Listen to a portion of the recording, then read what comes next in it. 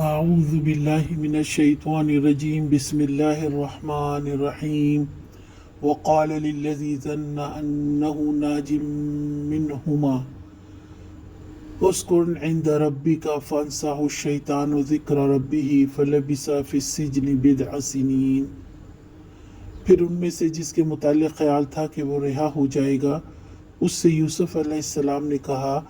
اپنے رب شاہ مصر سے میرا ذکر کرنا، مگر شیطان نے اسے ایسا غفلت میں ڈالا کہ وہ اپنے رب سے اس کا ذکر کرنا بھول گیا، اور یوسف علیہ السلام کئی سال قید خانے میں پڑے رہے۔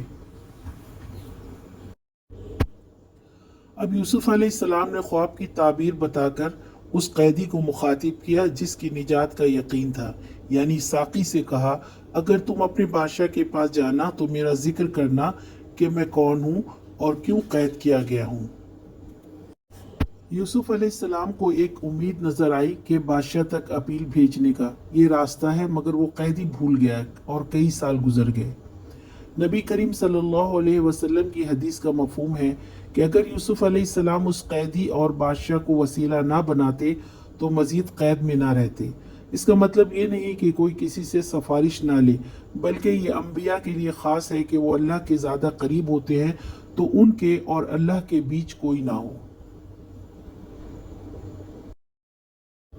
آج کا سوال، یوسف علیہ السلام نے رہا ہونے والے قیدی سے کیا کہا؟